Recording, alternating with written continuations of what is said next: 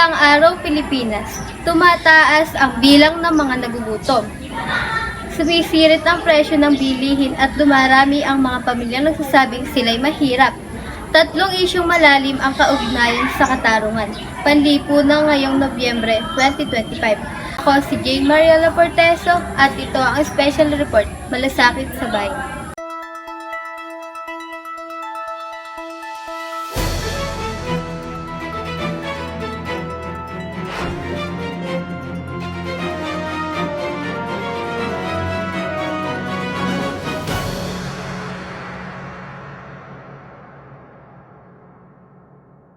Sa ating pangunahing ulat, tumaas ang 22% ang bilang ng mga pamilyang Pilipinong nakaranas ng involuntary hunger ayon sa pinakabagong SWS survey. Umabot sa 22% ang involuntary hunger rate dito sa Pilipinas. Sa bilang na ito, 16% ang nakaranas ng moderate hunger habang 5.2% ang nakaranas ng severe hunger. Pinakamataas ang antas ng Metro Manila kung saan pumalo ito ng 25.7%. Sabi ng palasyo, sunod-sunod na kalamidad ang nakaapekto sa kabuhayan at nagdulot ng pagkaantala sa mga operasyon ng DSWD. Sa bawat pagtaas ng hunger rate, mas lumalalim ang paghihirap ng mga pamilyang Pilipino na pinakaapektado ng krisis at kalamidad. Kaya, ang tanong ng marami, sapat ba ang suporta at mabilis ang tugon para sa kanila? Ako si Alay Sabatilo, nag-uulat mula sa Diamond.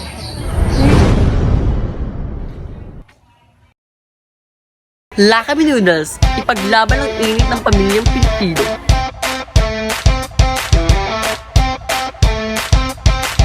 Samantala, sa gitna ng patuloy na krisis sa kabuhayan, muling tumaas ang presyo ng bigas sa ilang pamilya. Ayon sa ulat ng ABS-CBN News, umabot na sa mas mataas na presyo ang ilang klase ng bigas sa iba't ibang palengke.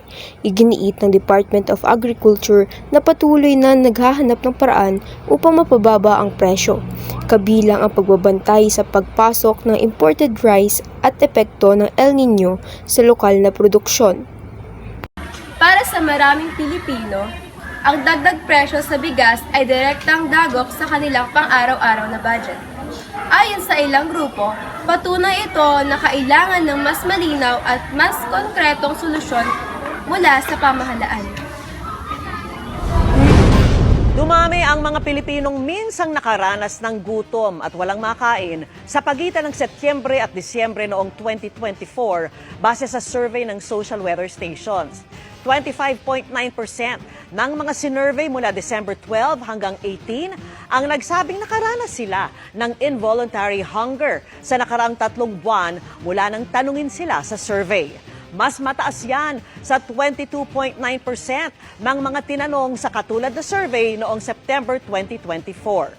Ang pagkagutom base sa December survey ang pinakamataas mula nang maitala ang record high na 30.7% sa gitna ng mga lockdown noong COVID-19 pandemic.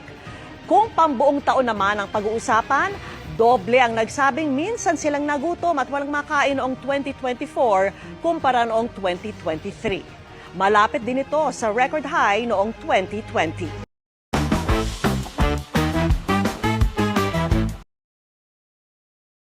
NFA Rice Public Service, abot kayang bigas para sa masa.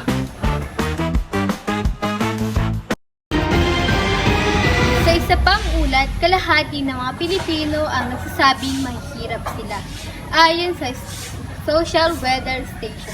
Sa GMA News, inilabas ng SWS ang survey na nagsasabing 50% ng mga Pilipino ang nag-rate sa sarili bilang mahirap. Sinabi ng Malacanang na ang self-rated poverty ay subjective indicator at dapat tingnan ang ekonomiya sa mas malawak na konteksto.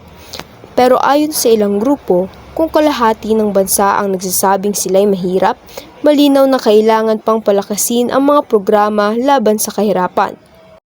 Gutom, pagtaas ng presyo at patuloy na kahirapan. Mga hamong patuloy na kinakaharap ng bawat Pilipino. At sa gitna ng lahat ng ito, nananatiling mahalaga ang malasakit pagkilos ng pamahalaan at sama-samang pagtugon sa komunidad.